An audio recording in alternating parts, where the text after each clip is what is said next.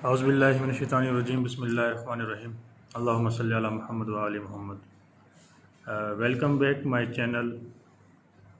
अस्सलामु अलैकुम वरहमतुल्लाहि वबरकातुहू। उम्मीद करता हूँ आप सब खैरियत से होंगे।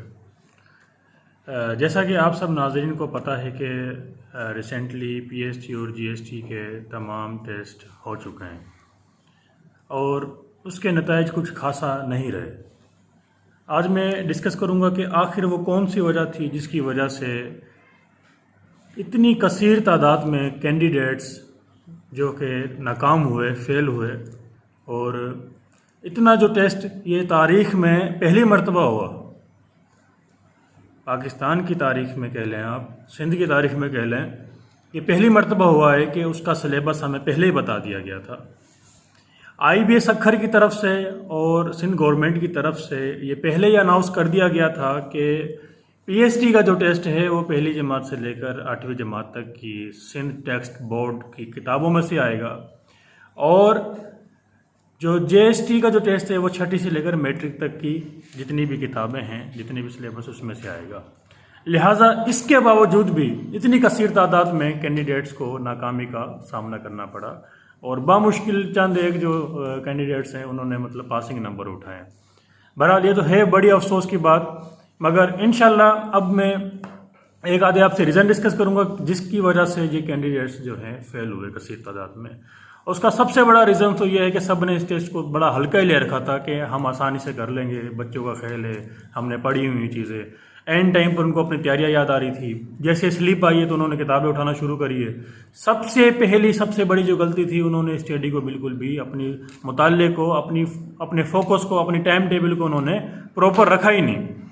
अगर आप उम्मीदवार थे PST GST के तो इसके लिए आपको अपनी प्रॉपर तैयारी करनी थी। बहरहाल जिन कैंडिडेट्स ने अच्छी तैयारी भी करी है मगर उनमें से कुछ वो भी फेल हो गए, उसका क्या रीज़न था? उसका रीज़न यह था कि स्टूडेंट्स जिन सब्जेक्ट्स को उन्होंने टच नहीं किया उसमें से एक जो है सिंधी और उर्दू यानी मदर टंग की एक मेन रीज़न है। मदर टंग में उन्होंने वो अच्छे नंबर नहीं उठाए। अक्सर कैंडिडेट जो हैं 5 या 10 नंबर से फेल हुए हैं।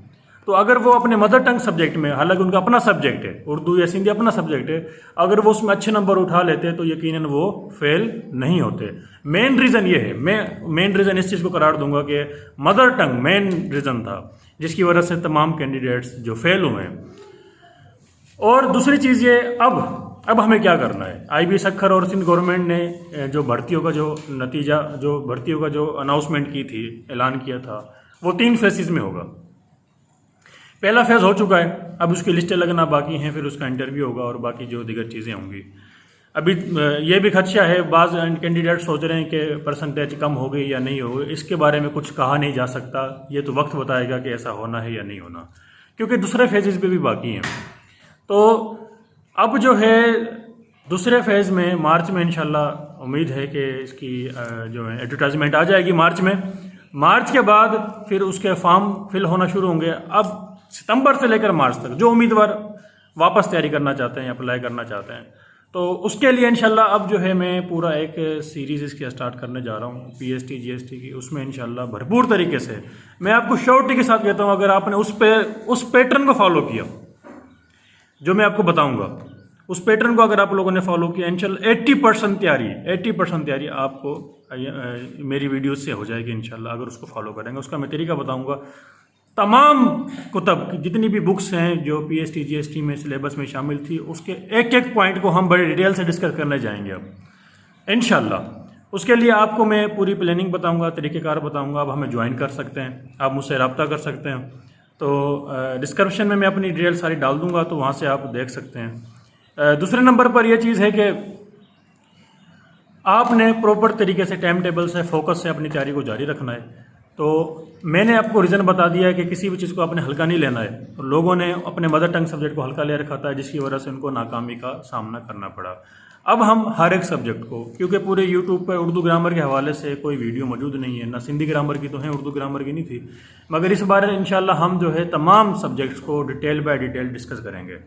तो आप में से कोई भी कैंडिडेट या जो नाज़रीन जो देख रहे हैं मुझे कोई सजेशन या राय देना चाहता है तो वो कमेंट्स बॉक्स में आप मुझे राय दे सकते हैं।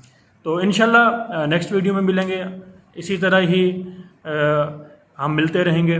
अपने और अपने प्यारों का बहुत सारा ख्याल रखिएगा।